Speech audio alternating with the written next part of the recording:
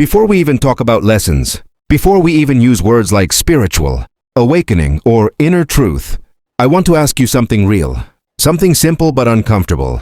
When was the last time you sat alone without your phone, without music, without a screen, and just listened to your own mind? Not the version you show other people, not the version you post online, not the version you pretend to be at work or in school, but the real, raw, unedited version of you. If you're being honest, it might have been a long, long time. Maybe never. And in today's world, especially here in America, where everything is fast, loud, busy, and constantly demanding your attention, it almost feels impossible to be alone with yourself. We wake up to alarms, scroll through notifications, rush into responsibilities, chase goals, pay bills, answer emails, try to be productive, try to be successful, try to look happy, try to look like we have it all together. But deep down, there is a quiet voice that keeps getting ignored. A voice that asks, is this really my life?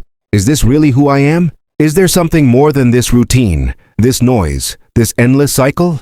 And that is exactly where Osho enters. Not as a religious leader, not as a motivational speaker in the traditional American sense, not as a self-help guru selling you a version of success, but as a mirror that doesn't lie, a mirror that doesn't flatter, a mirror that shows you exactly who you are, without makeup, without filters, without the story you keep telling yourself. Osho's life lessons are not comfortable. They don't sugarcoat reality. They don't try to make you feel good just for the sake of it. In fact, many of his ideas feel like a shock at first. They challenge everything most people in society have been taught to believe. Your education system taught you to memorize and obey. Your job taught you to follow rules and fit into a box. Your culture taught you to suppress emotions and hide your vulnerability. Social media taught you to compare yourself with everyone else and measure your worth in likes and views.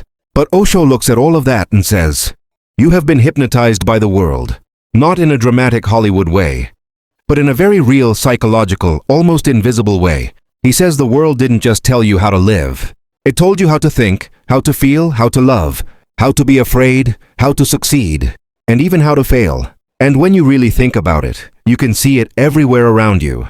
Look at a typical American family. The child is told from a very young age, behave, don't talk too much, don't ask too many questions. Sit still, listen to the teacher, get good grades, get into a good college, get a good job, buy a house, get married, have kids, retire. And no one ever stops to ask, but what does this child actually want? Who are they really? What kind of life would make their soul feel alive?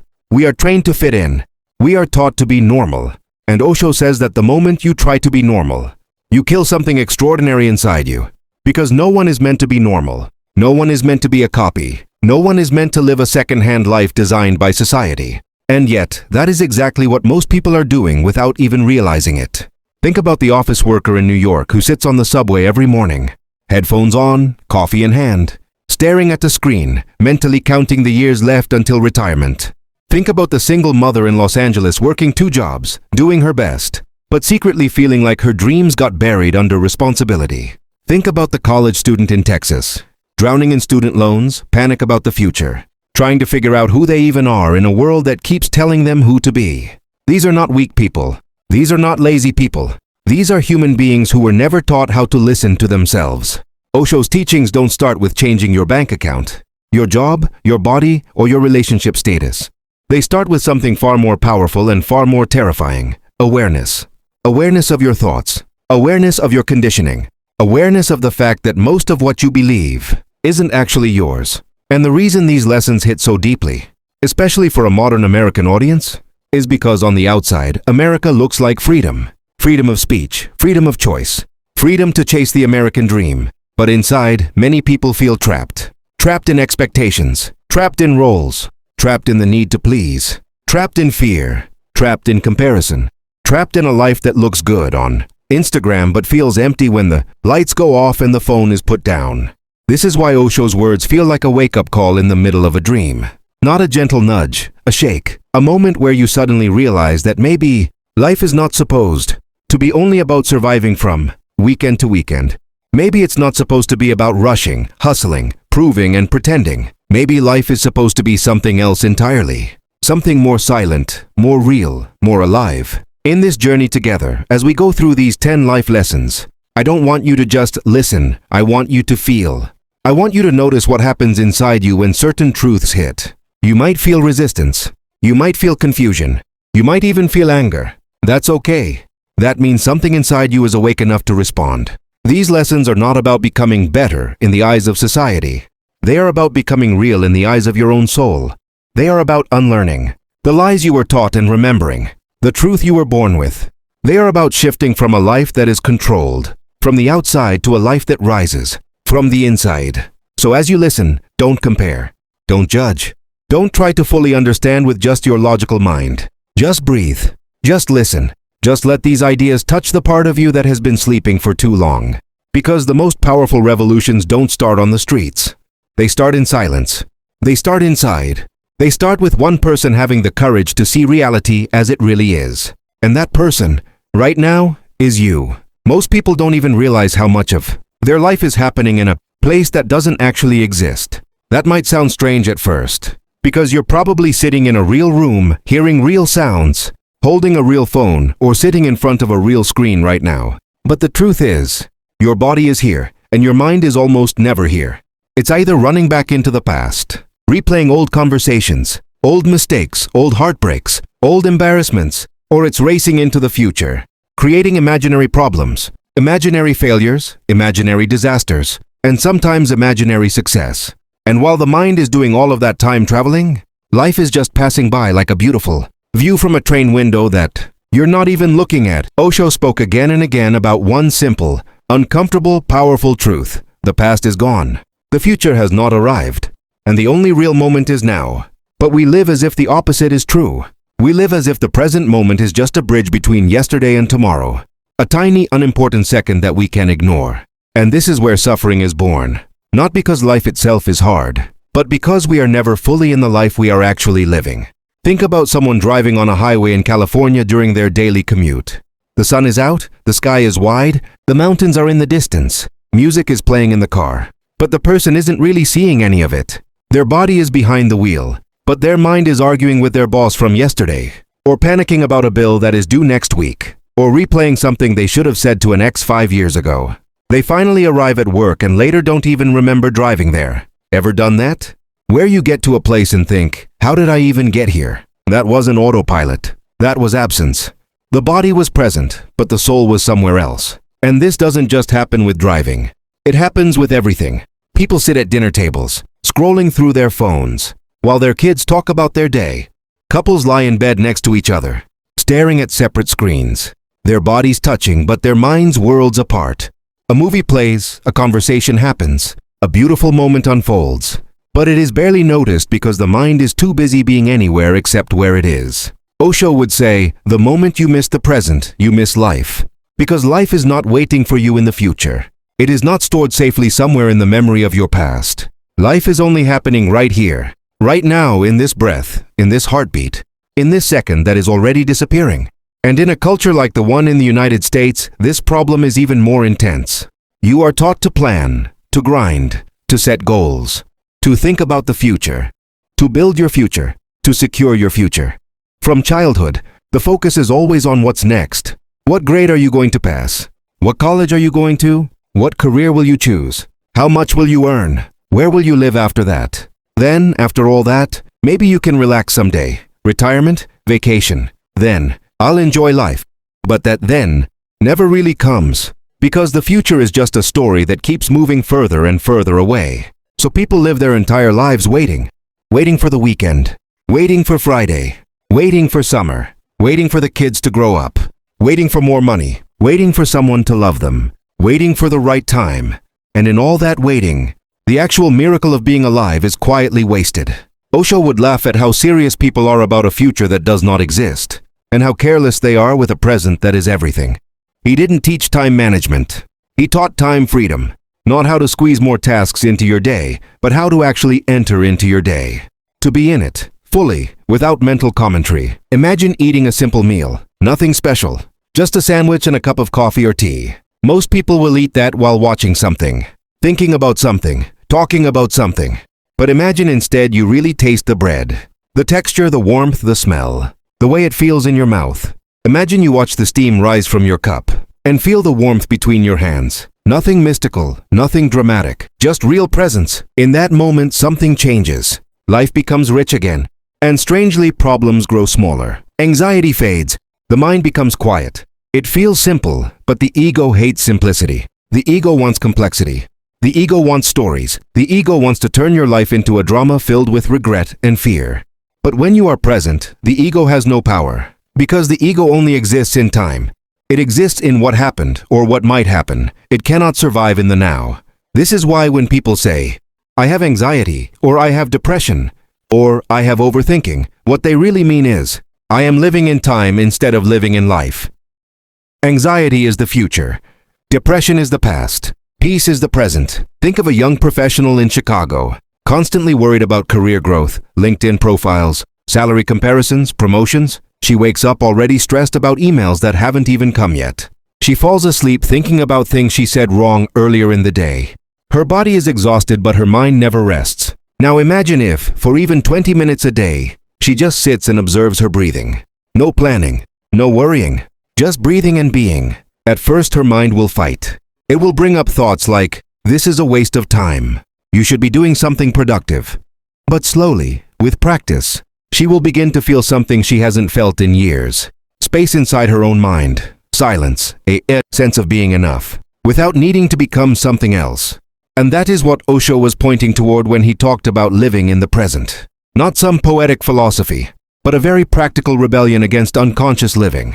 To live in the present moment is an act of courage, especially in a world that is constantly pulling you away from it. It means not being trapped by your past mistakes. It means not being hypnotized by future fears. It means meeting life as it is, not as you imagine it to be. This doesn't make you irresponsible. It actually makes you more alive, more clear, more real. Children understand this naturally. Watch a child playing. They are not thinking about what happened yesterday or what will happen tomorrow. They are completely absorbed in the toy, the game, the moment. That's why children laugh so easily. That's why they recover quickly from sadness. They haven't yet learned how to torture themselves with time. And Osho said that the path to awakening is not about becoming more serious or more grown up. It's about becoming more childlike in awareness, in wonder, in presence. The world tells you to hurry. Osho tells you to slow down. The world tells you to worry. Osho tells you to watch. The world tells you to run. Osho tells you to be still. And this lesson alone, if truly lived, can change the way you see reality. Because when you are fully here, deeply, honestly here, life is no longer a burden. It is no longer something to escape from. It becomes something you are part of. And in that belonging, a quiet joy begins to rise. Not the loud, temporary kind, but a steady, peaceful, unshakable kind. Not a joy that depends on success or praise or perfect circumstances, but one that exists simply because you are alive. And that is the first doorway. If there is one thing almost every human being learns to do from a very early age, it is how to hide. Not physically hide, but emotionally, psychologically, socially. You learn very quickly which parts of you are acceptable and which parts make people uncomfortable. You learn which emotions are allowed and which are too much. You learn which opinions get applause and which get you judged or laughed at. And slowly, without even knowing it, you begin to build a version of yourself that is designed for the world rather than for the truth. Osho didn't call this growing up. He called it putting on a mask. And most people don't wear just one. They wear many. One for work, one for family, one for friends, one for social media, one for strangers, one for romantic relationships, one for authority figures, one for people they want to impress, one for people they are afraid of. And after a while, wearing the mask becomes so automatic that they forget there was ever a real face underneath. Think about a man working a corporate job in downtown Atlanta. In meetings, he speaks a certain way. He laughs at jokes he doesn't find funny. He agrees with opinions he doesn't believe. He pretends confidence when inside he is drowning in self-doubt. He pretends ambition when his heart actually wants a slower, simpler life. Then he goes home and becomes a different person. Quieter. Maybe more honest. Or maybe even more numb. Then he goes online and becomes another version again. Curated. Filtered, edited, attractive. Successful, funny, inspirational. And somewhere in the middle of all these roles, the real man, the real energy, the real heart is barely breathing. And the same happens with a young woman in New York, trying to be strong and independent because society told her that that's what power looks like. So she hides her sensitivity. She hides her desire to be held, to be seen, to be understood. She calls it weakness. She calls it insecurity. But really, it's just humanity. And because she keeps it hidden, she feels lonely even in a crowd. This constant acting, this constant pretending, it is exhausting. It is one of the biggest causes of modern burnout, depression, and the silent mental health crisis so many people are facing right now. Because when you live behind a mask for too long, something inside you starts to suffocate. Osho said that the world does not need better actors. It needs more real people. But realness is risky. Realness means you might not be liked. Realness means you might be misunderstood. Realness means people might not approve of you. And that is exactly why most people choose the mask instead. But here is the painful truth. When people like your mask, they are not liking you. They are liking the character you created. They are loving an image. And even if 1,000,000 people love that image, it still won't fill the emptiness inside because you know, it isn't you they are seeing. And that's where the quiet sadness comes from that so many Americans feel even after achieving success. The nice house, the nice car, the big job title, the perfect Instagram life. But at night, in the silence, feeling like something is missing. That something is not money or fame or attention. It is authenticity. Dropping the mask doesn't mean becoming rude, dramatic, or careless. It doesn't mean saying every thought in your head. It means being honest with yourself first. It means noticing how often you are pretending. It means noticing when you say, "I'm fine," even though you're not. It means noticing when you agree just to avoid conflict. It means recognizing the difference between who you are and who you have been performing as. And the most beautiful thing about this realization is that the moment you see the mask, it starts to lose its power. Awareness is like light. The mask survives only in darkness, only in unconsciousness. The moment you see it clearly, it starts to fall apart on its own. Osho didn't say, "Go and destroy your mask." He said, "Just watch it, observe it, notice it." And in that noticing, a choice is born. The choice between continuing to live a life that is safe but false, or stepping into a life that is real but unknown. Think of someone in California who always wanted to be an artist, but became an accountant because it was safe, stable, respected. Every time they pass an art gallery, something inside aches. Every time they see colors, canvases, brushes, there is a quiet longing. But the mask says, be practical, be realistic, don't be foolish, and the years go by. And slowly even the aching disappears too, because they have learned to ignore it. Removing the mask doesn't always mean changing your job or your whole life in one day. Sometimes it simply means admitting the truth to yourself. This is not who I am. That single sentence, whispered in honesty, can be the beginning of a whole new life. What Osho wanted people to understand is that the real you is not something that needs to be created. It is already there. It has always been there. It just got covered by fear, expectations, conditioning, and the need to belong. And ironically, the moment you stop trying to belong to the world, you start belonging to yourself. And when you belong to yourself, something magical happens. Relationships become real. Work becomes honest. Life becomes lighter. You stop performing and start living. You stop seeking approval and start hearing your own inner voice. And that voice, the one that has been ignored for so long, starts guiding you not with fear, but with truth. Dropping the mask doesn't make you perfect. It makes you free. Free to be flawed. Free to be sensitive. Free to be strong and weak at the same time. Free to change. Free to say, I don't know. Free to say, this is who I am right now. And the irony is, the real you is far more beautiful than the fake version you've been trying so hard to protect. But you will never know that until you have the courage to stop hiding. And that courage doesn't come from the outside.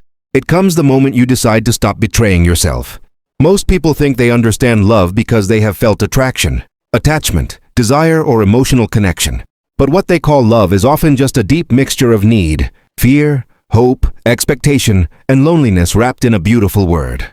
And the heartbreaking part is that almost everyone is searching for love in someone else, in a relationship, in approval, in validation, without ever realizing that real love is not something you get from another person. Real love is something you become. Osho never spoke of love as a transaction between two people. He spoke of love as a state of being, a fragrance that arises from a person who is at peace with themselves. And if that person happens to share that fragrance with someone else, it is not a demand, it is not a contract. It is simply two flowers blooming next to each other. But look at how love is lived in so many parts of American society. A teenager in high school thinks love is finding someone who will make them feel less alone. A college student thinks love is someone who will heal their insecurities. A couple in their 30s thinks love is someone who will help them split bills. build a life, raise kids, and meet social expectations. And underneath all of it, there is an unspoken agreement.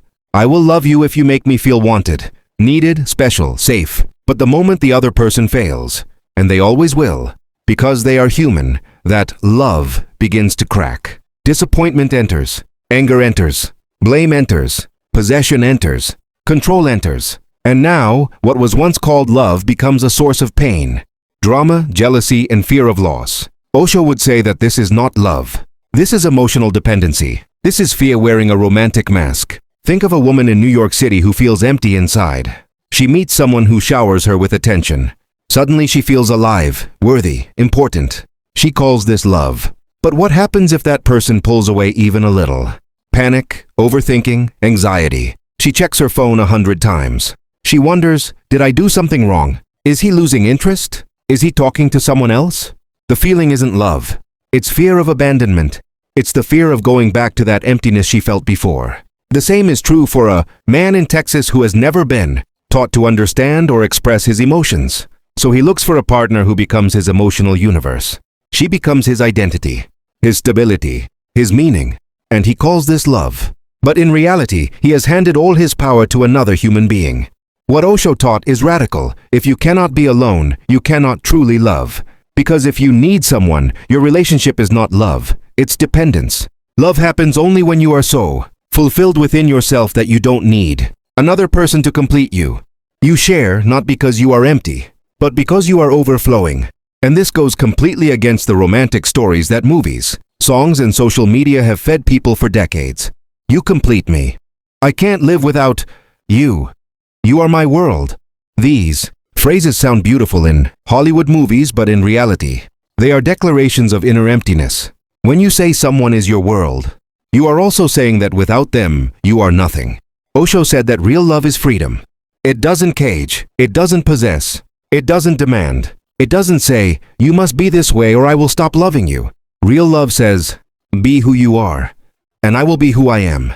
And if we walk together, it will be beautiful because it is voluntary, not because it is necessary. In today's American culture, where relationships are often built on fear of being alone, fear of being judged, fear of not being enough, this lesson feels almost impossible. But in reality, it is the most liberating understanding you can ever have. Imagine two people in California, each working on themselves, healing their own wounds, accepting their own shadows, becoming comfortable in their own company. They don't rush into a relationship because they are lonely. They don't cling because they are afraid. They choose each other, not out of weakness, but out of fullness. Now imagine how different that relationship would be.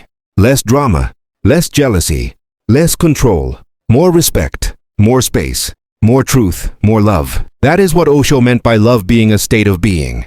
When you are loving, it doesn't even matter if you are alone or with someone. Your love doesn't disappear when no one is around. It is in the way you walk, the way you speak, the way you look at the sky, the way you treat strangers, the way you treat yourself. Love becomes part of your energy, not a deal between two people. And the most important relationship of all, the one people almost always forget, is the relationship with themselves. Most people in America are kinder to strangers than they are to their own minds. They forgive other people more easily than they forgive themselves. They encourage others more than they encourage their own hearts. They speak harshly to themselves in ways they would never speak to anyone else. How can someone who is constantly hating, judging, and doubting themselves truly love another? They can't. They can only try to use another person as a way to escape themselves. Osho would say, love yourself first. Not in an arrogant way, not in a narcissistic way, but in a deep, compassionate, accepting way. Sit with yourself. Listen to yourself. Forgive yourself. Understand yourself. When you become your own home, you will stop trying to live inside someone else. And the moment that happens, love stops being painful. It stops being desperate. It stops being a battlefield. It becomes a quiet sharing between two whole beings. Most people won't teach you this, because a person who is whole cannot be controlled easily. A person who is whole cannot be manipulated easily. A person who is whole does not buy love to feel alive. They don't beg for attention. They don't abandon themselves for approval. They don't disappear just to make someone else stay. They love, not because they are afraid. They love because they are free. And that freedom is where real love begins. All right, let's keep moving. Still flowing, still connected, still talking like two people sitting together in a quiet room, away from the noise of the world. Just exploring the truth of life the way Osho wanted us to, not through rigid rules, but through awareness, through understanding, through presence. And now the conversation gently moves into something even deeper, the mind. Because if love was about the heart, this next realization is about the space in which everything happens, awareness. Most people don't realize that they are not living their lives. They are living their thoughts. And there is a massive difference. Think about it for a second. How often does your mind take you away from the present moment? You are driving on a highway in Los Angeles, but mentally you are in an argument you had yesterday. You are sitting in a cafe in Chicago, but mentally you are worrying about a bill that hasn't even arrived yet. You are lying in bed in Texas, but your mind is replaying a conversation from 10 years ago. Your body is here, but you are not here. Osho said that the mind is a beautiful servant but a terrible master. And in modern society, especially in the United States, the mind has become the king of every life. From childhood, children are trained to think, to analyze, to calculate, to compete, to plan. Almost nobody is taught how to simply be. And this is where awareness comes in. Awareness is not thinking. Awareness is watching your thinking. Awareness is the space behind your thoughts. It is the silent witness that can see your mind, running without being pulled into its race. Let me give you an example you might recognize in your own life. Imagine you are scrolling through social media late at night. You see someone's vacation photos in Hawaii. Your mind immediately starts comparing. My life is boring. They're doing better than me. Why didn't I go to Hawaii? I should be doing more. Just like that, you feel smaller, less successful, less happy. Nothing in your physical reality changed. Only your thoughts did. And yet your emotions, your body, your energy, all reacted as if something real had happened. But what if, instead of becoming those thoughts, you simply noticed them? What if you said, interesting, my mind is comparing again? That simple observation is awareness. And at that moment, you are no longer trapped inside the thought. You are standing outside of it, watching it. That is freedom. Osho taught that awareness is the only true transformation. You don't have to fight your thoughts. You don't have to try to destroy them. All you have to do is watch them. Just like you sit on a beach in Florida and watch the waves come and go. You don't try to stop a wave. You don't try to control it. You just let it pass. And in the same way, if you watch your thoughts without judgment, they begin to lose their power over you. This is something most people in the modern world cannot even imagine, because they believe they are their thoughts. If a negative thought comes, they believe it is true. If a fearful thought comes, they believe danger is real. If an angry thought comes, they identify with it and lash out. Someone in a corporate office in New York might think, my boss doesn't respect me. I'm not good enough for this job. And instead of questioning the thought, they accept it as reality. That thought shapes their confidence. It shapes their communication. It shapes their future decisions. Another person in a small town in Ohio might think, my life is going nowhere. I'm too old to change anything. And that thought becomes a cage. Not because it is true, but because it is believed. Osho said thoughts are just clouds passing through the sky of your consciousness. You are the sky. You are not the clouds. But most people forget this. They build their entire identity out of temporary mental weather. Awareness is the moment you remember, I am not this cloudy thought. I am the awareness that sees it. And something beautiful happens when you live in awareness. You stop reacting. You start responding. You stop living on autopilot. You start living consciously. For example, someone says something rude to you. If you are unconscious, you react instantly. Anger, defense, hurt. But if you are aware, you notice the sensation first. You feel the impulse to react. You watch it. You don't become it. And then you choose. Not out of emotion, but out of clarity. This is power. This is actually the biggest difference between a truly awakened person and someone who is still asleep. Not their knowledge, not their intelligence, not their status, but their level of awareness. Osho said that if you become aware, even simple things become sacred. Drinking a cup of coffee becomes a meditation. Feeling the sun becomes a prayer. Listening to a song becomes a spiritual experience. And the opposite is also true. If you are unconscious, even the most beautiful things lose meaning. You could be in front of the Grand Canyon and still be thinking about emails. You could be hugging someone you love and still be scrolling on your phone in your mind. Awareness is not something you add to your life. Awareness is something you remember within yourself. It is already there. It has always been there, quietly watching everything you do, everything you think, everything you feel. And when you start listening to it, when you start living from it, life slows down. Life becomes deeper. Life becomes real again. This is why Osho said awareness is the master key. Without it, love becomes attachment. Work becomes slavery. Life becomes repetition. With awareness, everything turns into a dance. You don't have to change your job. You don't have to change your city. You don't have to change your relationship immediately. You only need to change one thing, your level of consciousness about what is happening inside you. And slowly, without force, without struggle, the outer life begins to change on its own. Because an awake person cannot continue to live an unconscious life.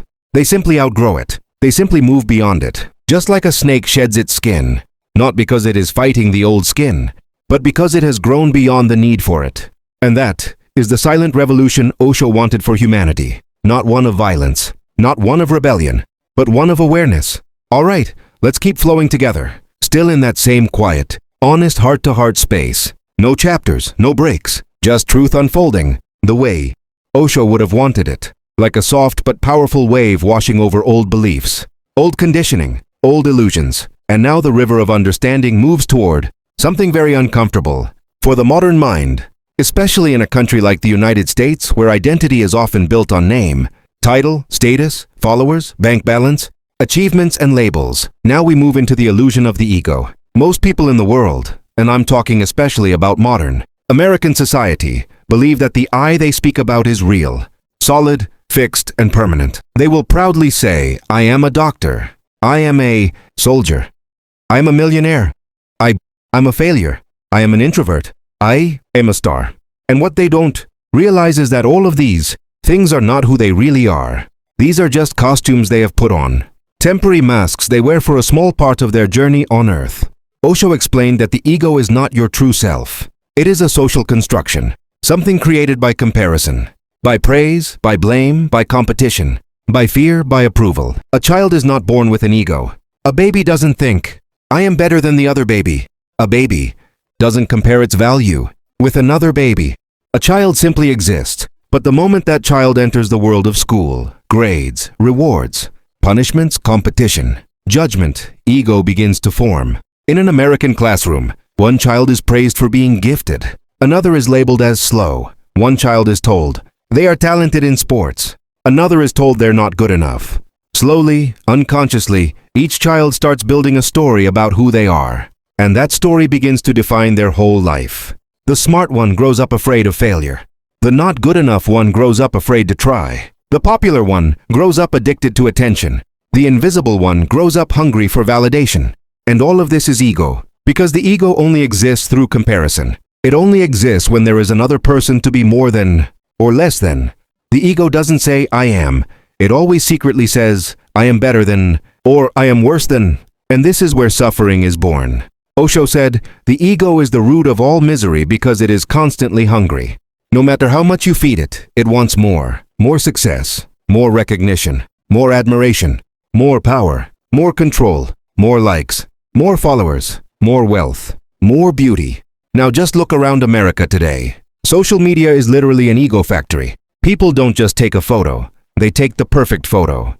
They don't just share a moment, they share the best version of their moment. Every post is saying, look at my life, look at my body, look at my relationship, look at my success, look at my happiness. And underneath it, often without realizing it, is the cry, please validate my existence. But the moment you rely on the outside world to validate your worth, you become its slave. Your mood depends on how you are treated. Your confidence depends on how you are perceived. Your happiness depends on how you are judged. This is not freedom. This is a beautifully decorated mental prison. Osho's teaching is radical because he says, the only way to be free is to let the ego dissolve. Not to fight it, not to kill it, not to shame it, but to see through it. To understand that it is not real. You are not your job. You are not your title. You are not your achievements. You are not your failures. You are not your body.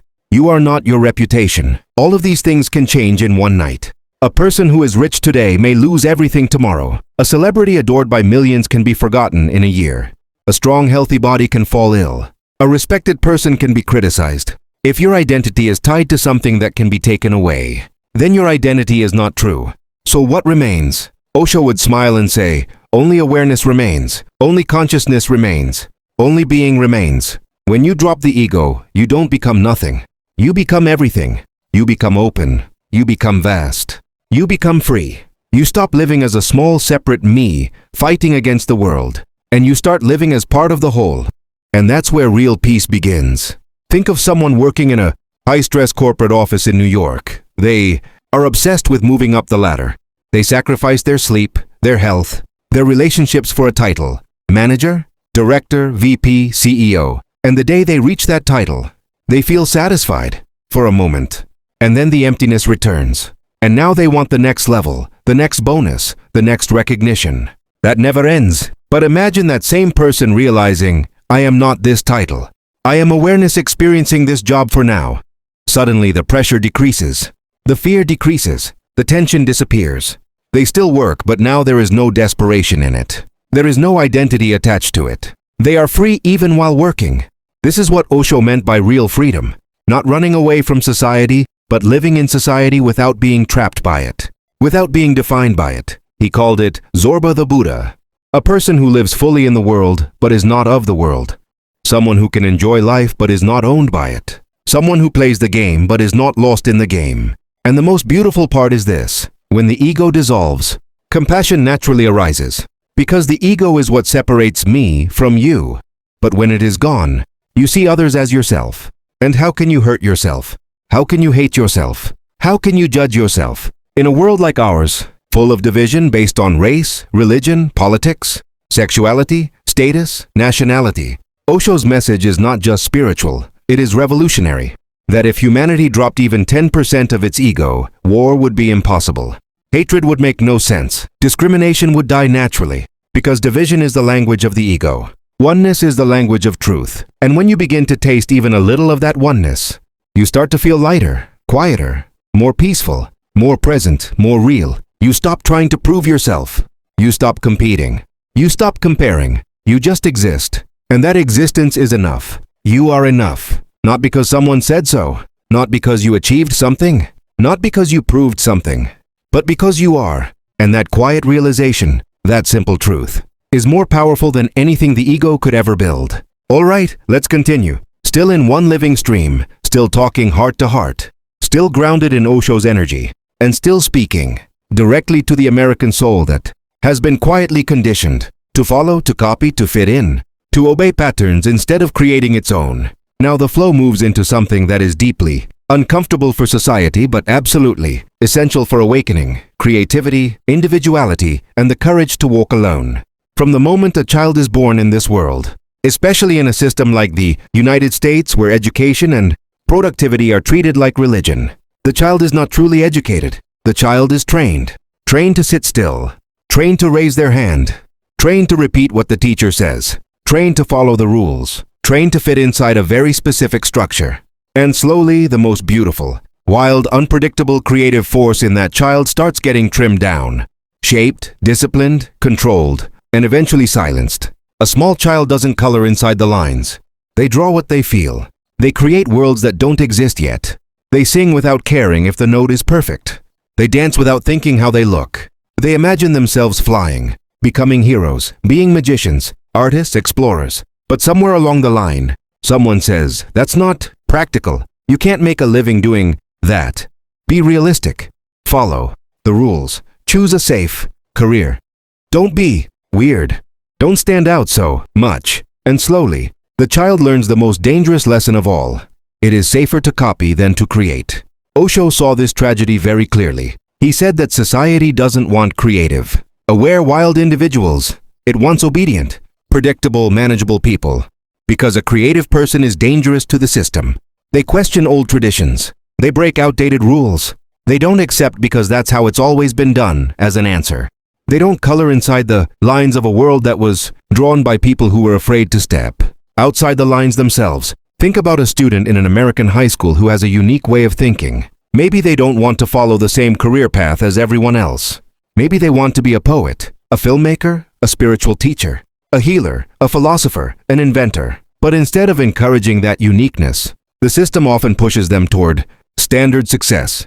Engineering, medicine, corporate, jobs, law, finance, anything that fits into society's idea of respectability. Osho would say, a society that kills individuality is a sick society, because individuality is the very expression of existence.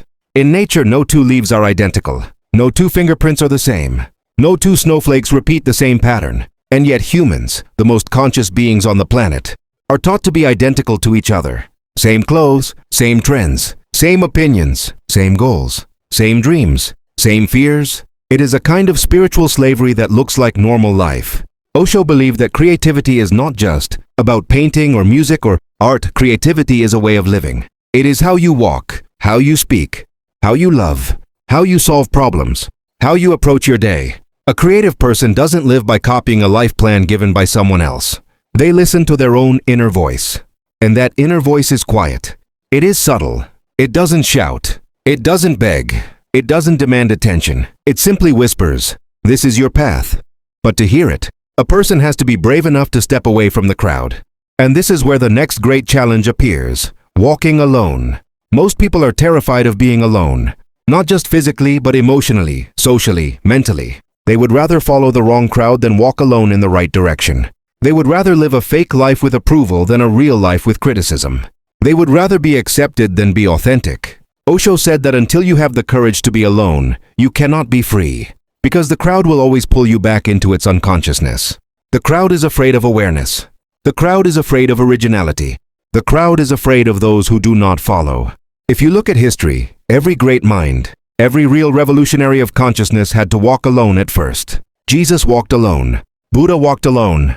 Socrates walked alone. And even in modern America, the people who brought change, innovation, and new ideas were often rejected, mocked, or misunderstood before they were celebrated. Think of an artist in Brooklyn creating something new that no one understands at first. They are called strange. Think of an entrepreneur in Silicon Valley who believes in an idea no one supports. They are called crazy. Think of someone who leaves a stable job to follow a deeper calling. They are called irresponsible. But deep inside, they feel something powerful. This is who I am. That feeling, that courage, that decision to trust yourself more than you trust society. That is where real individuality is born. Osho said, "You must have courage to be misunderstood, because every authentic person will be misunderstood by those who live artificial lives." When you choose truth, you automatically challenge the lies others are living in. And instead of questioning their lies, they attack your truth.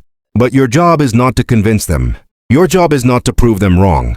Your job is not to be liked. Your job is to be real, and being real is the most creative act of all. A person who is creative does not live in fear of mistakes, because they understand that mistakes are part of creation. They are not failures, they are discoveries. The worst mistake is not trying at all. The worst mistake is silencing yourself. America teaches people to be productive, not creative. But productivity without consciousness is just another form of slavery. A hamster running in a wheel is productive too, but it is not free. Osho wanted human beings to be free artists of their own lives. He wanted them to design life the way an artist designs a painting, to choose colors, to take risks, to sometimes mess up the canvas and begin again, to follow inspiration instead of fear. And yes, this path is lonely sometimes, because when you stop following the crowd leaves you. When you stop repeating popular opinions, people stop agreeing with you. When you stop doing what is expected, you no longer belong in the old circles. But an incredible thing happens in that loneliness. You finally meet yourself. You hear your own thoughts, your own rhythm, your own heartbeat, your own truth. You start seeing the world not through borrowed opinions, but through your own direct experience. And slowly, very slowly, that loneliness transforms into something sacred: solitude. And solitude is not empty. Solitude is full of presence, full of awareness, full of creativity, full of truth. You don't feel alone anymore. You feel whole. And when you are whole, creativity flows naturally. Your life becomes your art. Your choices become your signature. And whether the world claps or not, you know you are living the life that is yours. Not society's, not your parents', not your friends', yours. And in that realization, Osho would say, you have taken the first real step toward enlightenment. Let's keep going, staying in this same flowing, heart-level conversation, because the next realization Osho points us toward might be one of the most healing for the modern American mind. A mind that has been trained to treat life like a problem to be solved, a checklist to be completed, a struggle to be won instead of an experience to be lived. Most people wake up every day already feeling behind. There's always something to fix, something to improve, something to achieve, something to catch up on, an email waiting, a deadline approaching, a bill to pay, a body to change, a goal to reach, a relationship to repair. Even rest has become another task on the list. I need to relax better. I need to work on my mental health. I need to optimize my mornings. And while self-improvement can be useful, Osho would say that the modern person has completely forgotten how to simply be alive. Life has turned into a project instead of a celebration. But what if life is not a problem? What if it was never meant to be figured out? What if it is more like a dance, a song, a sunset, a wave in the ocean? Something to be experienced, not dominated? Look at nature. A tree doesn't try to reach the sky. It doesn't wake up every morning and make a vision board of how tall it wants to become. It doesn't compare itself to the tree next to it. It doesn't feel guilty when it loses its leaves. It simply grows when it is time to grow, and it rests when it is time to rest. It trusts existence. But human beings, especially in a culture like America where constant achievement is praised, have forgotten how to trust life. They are always bracing for something, preparing for something, defending against something, planning for a future that might not even exist. A man in his 20s believes, once I get a better job, then I'll be happy. Then in his 30s he thinks, once I buy a house, then I'll be happy. Then in his 40s, once my kids grow up, then I'll be happy. Then in his 50s, once I retire, then I'll finally live. And suddenly he is old, and he realizes he never lived at all.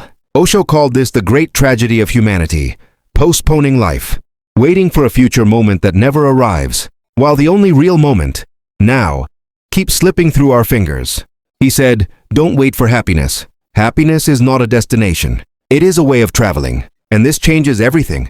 If life is a celebration, then even ordinary moments become sacred. Drinking a glass of water is no longer just hydration. It is a miracle of existence. Walking to your car is not just transportation. It is your body moving through space, alive, breathing, feeling. Talking to someone is not just communication. It is two universes meeting. When you start seeing life this way, urgency disappears. Anxiety weakens. Fear softens. You start to laugh more. You start to feel more. You start to notice the small things that used to be invisible to a rushed, goal-obsessed mind. In New York, people walk fast. In Los Angeles, people chase dreams. In Silicon Valley, people chase innovation. In Miami, people chase appearance. Everyone is chasing something, but very few are enjoying where they already are. Osho would say, if you are always chasing, you are always missing. Life is not behind you. Life is not ahead of you. Life is not waiting for you after success or after failure. Life is happening right here, right now, even while you are listening to these words. The problem is, you have been conditioned to believe that the present is never enough, that now is just a bridge to something better.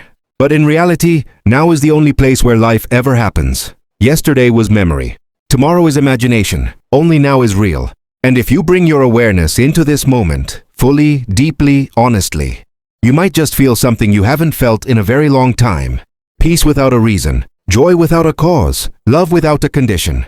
This is what Osho called celebration. Celebration is not about throwing a party or waiting for a big event. Celebration is an inner state. It is the feeling that it is good to be alive, even with pain, even with uncertainty, even with imperfection. A child knows this truth before society trains it out of them. A child can find joy in a simple puddle of water. A child can be amazed by a butterfly. A child can laugh at nothing at all. That joy has no reason, it is pure. But adults believe joy must be earned, that if something good happens, then they can celebrate. If not, then they must suffer. Osho turns that upside down. Don't wait for life to give you a reason to celebrate. Celebrate first, and life will start giving you reasons. When you change your inner attitude, the outer world looks different. The same street, the same job, the same body, the same relationship suddenly feels different because you have changed the observer. And that is the greatest revolution you can ever experience. The goal is not to create a perfect life. The goal is to fully live the life that is happening. To laugh even when things are not perfect. To be grateful even when you want more. To be peaceful even when the world is noisy. To be alive instead of just surviving. Osho wanted people to stop treating existence like a burden and start treating it like a gift. Not because everything is easy, but because simply being here is already miraculous. Out of billions who could have been born, you were chosen. Out of infinite possibilities, you are here, breathing, thinking, feeling, experiencing. And instead of celebrating that, you worry. Think about that for a moment. What if just for one day, you decided to drop the idea that your life is a problem and choose to see it as a celebration? Not because it is perfect, but because it is yours. Not because it is easy, but because it is alive. That shift alone could change everything. And it is exactly what Osho wanted for you. Not holiness, not seriousness, not tension, but a deep, playful, conscious celebration of existence itself. All right, we're still flowing. Still inside this same living river of understanding. No chapters, no titles, just truth opening layer by layer. And now, the space we're moving into is the most misunderstood one of all. The space people either worship without understanding, or completely avoid out of fear. But the one Osho said is the doorway to real freedom. Meditation and the wisdom of the body. Most people in America hear the word meditation and instantly imagine someone sitting cross-legged on a mountain, in silence, eyes closed, trying desperately to stop their thoughts. And when their mind doesn't stop, they think they are bad at it, so they quit. They assume meditation is not for them. But Osho completely destroyed this idea. He said meditation is not about stopping thoughts. Meditation is about watching thoughts. That's it. Meditation is not something you do. It is something you allow. It is the art of witnessing. Think about how often your body moves without your permission. Your heart beats without you asking it to. Your lungs breathe without instructions. Your blood flows perfectly. Your digestion works. Your wounds heal. Your body already knows life. You don't have to control it to stay alive. And yet, your mind tries to control everything. Osho said that modern humans live almost entirely in the mind and have completely forgotten the deep intelligence of the body. That is why people don't know when to rest. They don't know when to stop. They don't know when to let go. They don't know when to cry. They don't know when to be silent. They only know how to push, push, push. In America, exhaustion is worn like a badge of honor. I'm so busy. I barely sleep. I work 70 hours a week, as if burning yourself out is something to be proud of. The body suffers quietly. And when it finally collapses, people are shocked. Osho said the body is far wiser than the mind. The mind is full of society's noise. The body is connected to nature, to existence, to truth. Meditation is simply learning how to listen again. When you sit in silence, at first the mind explodes with thoughts. That is not failure. That is reality. You were just never aware of the constant noise inside before. Now you are seeing it. A person in a busy city like Seattle or Boston finally sits quietly for 5 minutes and realizes their mind never shuts up. Thoughts about the past, thoughts about the future, thoughts about money, thoughts about love, thoughts about regret, thoughts about fear. It is like 1,000 people talking inside one head. And most people panic and say, I'm doing it wrong. Osho would smile and say, no, now you are seeing the truth. Meditation is not about forcing silence. It is about patiently watching the chaos until it naturally settles. Just like muddy water becomes clear if you stop shaking it. If you sit by a lake and keep stirring the water, it will never become clear. But if you let it be, the dirt sinks to the bottom and clarity appears on its own. Your mind is the same. You don't need to fight it. You don't need to control it. You don't need to escape it.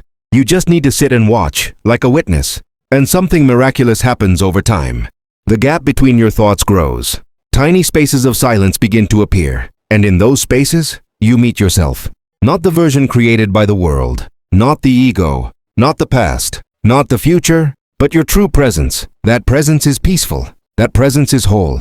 That presence is beyond fear. And when you touch even a little bit of it, you start behaving differently in life. You don't react so fast. You don't get pulled into drama so easily. You don't get lost in anxiety so deeply. You start responding instead of reacting. This awareness changes your relationships. It changes your work. It changes how you see yourself. It changes how you see the world. Because now, instead of living unconsciously, you are present. And this presence is the real spirituality Osho talked about. Not religion, not rituals, not beliefs, but awareness. And from awareness comes the final understanding that scares most people: death. In American culture, death is hidden, avoided, feared. It is pushed into hospitals, funeral homes, and quiet conversations. People pretend it is not happening until it touches their family. Then they panic because they were never taught how to understand it. Osho said death is not the opposite of life. Death is part of life. Just like night is part of day. Just like winter is part of summer. Just like silence is part of music. Everything that is born will die. And that is not a tragedy. That is the natural rhythm of existence. When you truly meditate, when you truly become aware, the fear of death dissolves. Because you realize that who you really are was never born, and therefore cannot die. The body will change form. The personality will dissolve. The name will disappear. But the awareness that witnessed it all remains part of the whole. And when the fear of death disappears, something incredible happens. You finally start living. People only start living when they stop being afraid of losing life. They take risks. They speak their truth. They forgive. They love deeply. They express creatively. They move honestly. Because when you accept that life is temporary, every moment becomes precious. You don't want to waste it anymore pretending. You don't want to waste it pleasing others. You don't want to waste it living a half-life. You want to live fully, intensely, authentically. This is freedom. Not political freedom, not financial freedom, but inner freedom. Freedom from fear, freedom from ego, freedom from past, freedom from future, freedom from others' opinions, freedom from your own false identity. And once you taste this freedom, there is no going back. You cannot return to unconsciousness. You cannot return to automatic living. You cannot return to sleeping while awake. This is the final gift of Osho's teaching. He doesn't give you a religion. He doesn't give you rules. He doesn't give you a new belief system. He gives you your awareness, your presence, your freedom. And he says very simply, become a light unto yourself. Because when you are light, you don't need to be led, and you don't need to follow. You simply are. All right, let's finish this journey together. Not like a formal end, not like closing a book, but like the last few minutes of a deep conversation that stays in your heart long after the words are gone. This isn't just an outro. This is a quiet hand on your shoulder, a final reminder, a last moment of truth and connection before you step back into the world. But this time, a little more aware, a little more awake, a little more free. If you really listen to everything that has been shared, not just with your ears but with your whole being, you begin to see that none of these lessons were actually about Osho. They were about you, your mind, your heart, your life, your freedom. Osho was never trying to build followers. He was trying to dissolve the very idea of followers. He wasn't trying to give you something new to believe in. He was trying to take away all the false beliefs that were blocking you from seeing the truth that was already inside you. Look around for a second. Look at your own life. Look at the way you think, the way you behave, the way you react, the way you love, the way you fear, the way you hide, the way you pretend, the way you chase things you don't even truly want. So much of your life was inherited from your family, from your culture, from your country, from society, from the internet, from other people's opinions and expectations. You were taught who you are before you ever got a chance to discover who you really are. And this is the real tragedy of the human experience. Not pain, not suffering, not even death. The tragedy is that most people live their whole lives as a borrowed idea of themselves. They live as a role, as a label, as a position, as a personality, as a mask, and they die without ever meeting their true self. But today, if even one of these realizations touched you, if even one truth made something inside you quiet for just a moment, that is the beginning of a revolution. Not outside, inside. That moment of silence, that tiny gap between your thoughts, that feeling of, wait, I am more than this mind, that soft awareness looking out through your eyes. That is your real self, and it has always been with you. You were just too busy to notice. Now you know that love is not something you beg for in another person, but something that flows out of you when you are whole. You know that your ego is not your true identity, but just a mask built out of fear and comparison. You know that creativity is your natural state, and that the world tried to turn you into a copy, but your soul was always meant to be an original. You know that life is not a problem to be solved, but a miracle to be experienced. You know that meditation is not about forcing silence, but about watching truth arise on its own. You know that your body is wiser than your overthinking mind. You know that death is not the enemy, but a natural part of existence. And you know that freedom is not given by anyone. It is remembered. And now, here is the most important thing to understand. You don't have to change your whole life overnight. You don't have to move to a mountainside. You don't have to quit your job. You don't have to become someone else. All you have to do is start watching. Watch your thoughts. Watch your emotions. Watch your reactions. Watch your fears. Watch your patterns. Watch your habits. Not to judge them. Not to fight them. Not to fix them. Just to see. Because in seeing, they begin to lose their power. And in that new space, a new you begins to appear. A quieter you. A truer you. A freer you. Someone who is no longer controlled by every opinion, every expectation, every memory, every fear of the future. Someone who can walk alone and not feel lonely. Someone who can love without possessing. Someone who can work without being enslaved by it. Someone who can exist without apologizing for being alive. And here's the part that is rarely said out loud but is deeply true. The world does not need more successful people. The world does not need more rich people. The world does not need more famous people. The world needs more aware people. People who are present. People who are kind, not because a rule says so, but because they feel others as themselves. People who create instead of destroy. People who listen instead of react. People who live instead of merely surviving. That is the legacy Osho was pointing toward. Not a religion, not a cult, not a philosophy, but a shift in consciousness. And you don't need to follow him to live that shift. You just need to listen to yourself a little more deeply. So as you go back into your regular life, the phone, the job, the bills, the responsibilities, the people, don't try to be perfect. Don't try to be enlightened. Don't try to be someone new. Just try to be a little more aware than you were yesterday. That's it. When you walk, feel your steps. When you breathe, notice your breath. When you listen, actually listen. When you love, love without trying to own. When you feel lost, just notice that feeling. You will be surprised what starts to happen inside you. Clarity will arise. Peace will deepen. Fear will loosen its grip. And slowly, something very familiar yet very forgotten will return to you. Your true self. And one day, maybe sooner than you think, you'll look around and realize you are no longer searching, because you have arrived, not at a destination in the world, but at yourself. And that was always the only journey that mattered. If this message touched you, if something resonated, if you felt even a tiny shift inside, then carry it with you. And if you feel called to, share this wisdom with someone else who is still sleeping inside their own mind. Because awareness, once ignited, does not belong to one person. It belongs to the whole of existence. And now, as you take your next breath, as you step forward into your life again, just remember, you are not here to fit in. You are not here to please. You are not here to follow. You are here to wake up, to be, to live, to become. And that is more than enough.